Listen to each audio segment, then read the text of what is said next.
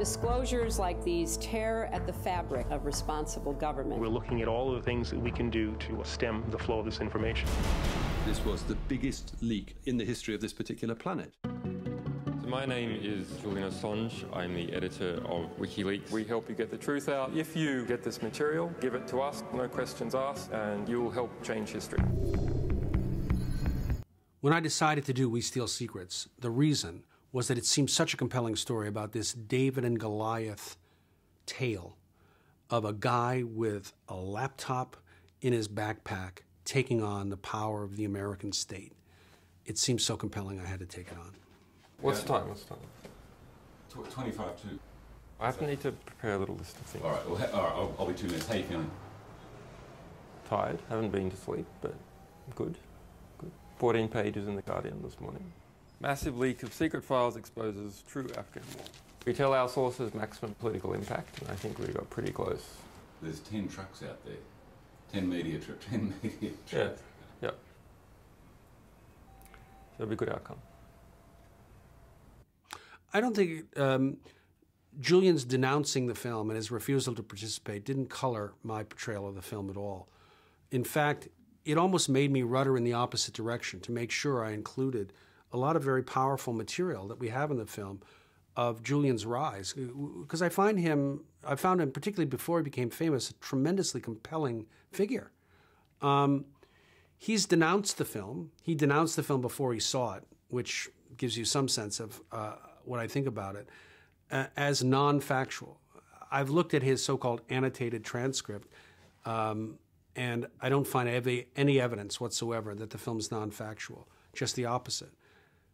It's interesting that his annotated transcript, which he will tweet to you or anybody else as soon as you say something positive about the film, it's almost like on autopilot, leaves out a quarter of the film. So what kind of transcript is that leaves out a quarter of the film? And what he left out were all of Bradley Manning's words.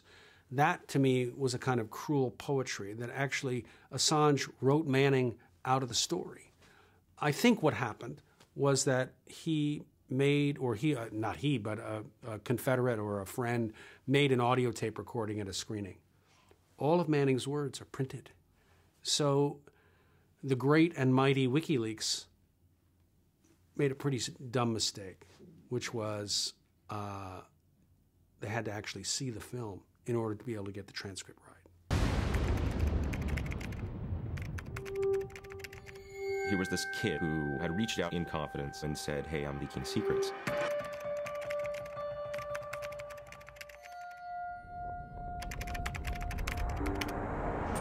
The consequences of the release of these documents are potentially severe and dangerous.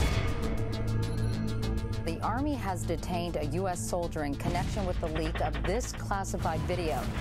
Two of the men killed worked for the Reuters news agency. Journalists' cameras were mistaken for weapons.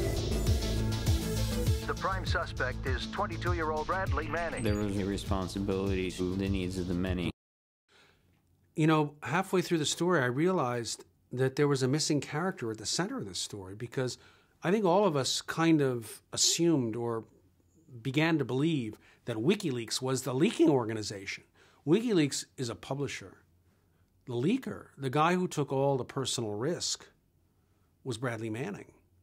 He's the guy without whom, you know, we wouldn't have heard of Julian Assange, because all the great pieces that WikiLeaks published, the video of the Apache gunship killing innocent civilians, the Iraq war logs, the Afghan war logs, and the State Department cables, as well as the Guantanamo materials, they all came from one person, Bradley Manning.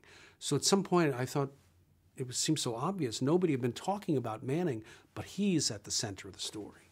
There was material which could get people hurt. Julian said, if an Afghan civilian helps occupying forces, he deserves to die. They might already have on their hands the blood of some young soldier. It scared the hell out of a lot of people. How are we going to stop it? And how far has it gone already? The sort of aging student hobo was a rock star, changing phones and changing computers. Wearing a bulletproof vest. He'd been trained in evasive tactics. In fact, I think people leave the theater wondering, wow, there's a lot to think about. And I think that's a good thing. It's a mystery, this story, and some of the mysteries are solved and some of the mysteries are deepened. Let me be very candid. Nation states need to be secret in order to be successful. We steal secrets. It's not about WikiLeaks. It's about transparency. Who gets to control information?